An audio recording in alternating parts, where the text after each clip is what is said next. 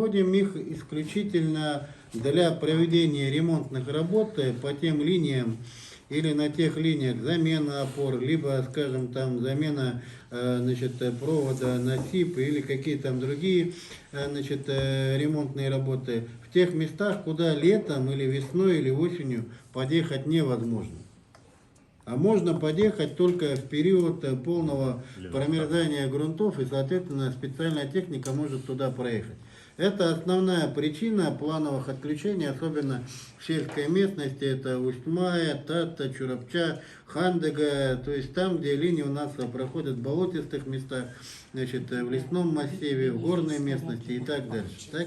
Это первая причина. И вторая причина – это большое количество заявок на технологическое присоединение, в том числе от представителей малого и среднего бизнеса. В год это порядка 6 тысяч заявок, которые мы обслуживаем. И, соответственно, каждая реализация этой заявки, она требует в том числе и плановых отключений, о чем мы заблаговременно наших потребителей уведомляем. Конечно, львиная доля этих отключений происходит у нас в теплый период года, но то, что вот остается на зиму, вот буквально маленький пример, да? Не далее, как там 3 или 4 дня назад глава республики открыл торжественно 2 школы, в Пригородном и вторая где-то тоже в городе Якутске, да? Значит, ну, Пригородное мы отключали буквально в конце декабря для того, чтобы подключить объект. Но могли не отключать тогда, собственно говоря, и объект бы не сдал. Вот, собственно говоря, как бы есть та работа, которую проводит Якутскэнерго. И вы легко можете посчитать, что 6 тысяч заявок, ну это примерно где-то порядка 3 тысяч плановых отключений в год.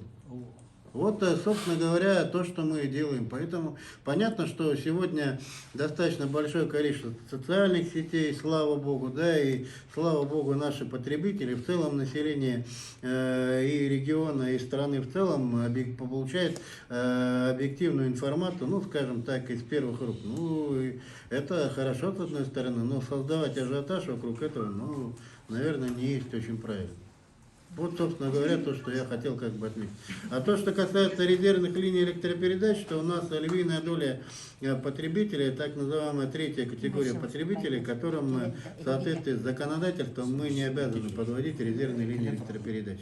Там, где у нас потребители первой и второй категории, там мы обеспечиваем резервные линии электропередач. Поэтому, а так вы можете легко посчитать, вот примерно из 26 тысяч километров линий электропередач, обслуживаемых Якутскэнерго, ну, примерно 1/3, это порядка, соответственно, там, значит, 7 тысяч километров, это категорийные потребители, все остальное это не категорийные потребители.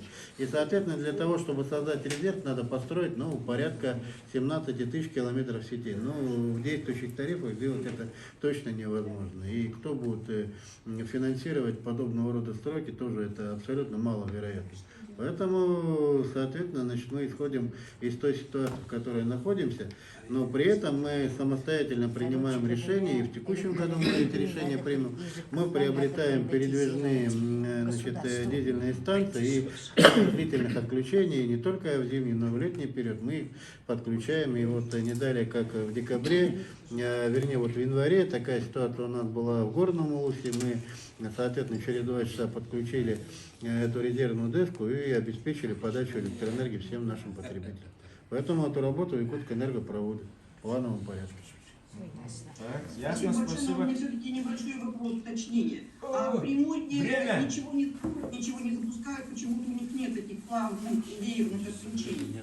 Они так не закончат. Ну, уважаемые, как бы в Приморье действительно это так, да, но территория Приморья и территория Республики Саха-Якутия, ну, наверное, как бы несравнимые вещи. И, соответственно, плотность населения в Приморском крае и в Республике Саха-Якутия. И в советский период времени, когда, соответственно, формировалась энергосистема Приморского края, все линии там выполнялись в металле, это раз, а во-вторых, они все имеют резерв. Ну, исходя из той территории. Если бы у нас была бы такая территория, как в Приморье, у нас точно так же все линии электропередач имели бы резерв. Вот и все. А теперь представьте себе, значит, какое-нибудь у нас село, таких у нас огромное количество, где живет от 300 до 500 человек, расстояние там сотни километров от линии электропередач, соответственно, нужно строить такие линии электропередач. Как вы считаете, насколько это, во-первых, с экономической точки зрения, с социальной точки зрения, возможно, это да. А с экономической точки зрения, и кто и где должен взять такие ресурсы для того, чтобы обеспечить строительство такого большого количества линий электропередач. Вот и все. Можно продолжить? Спасибо.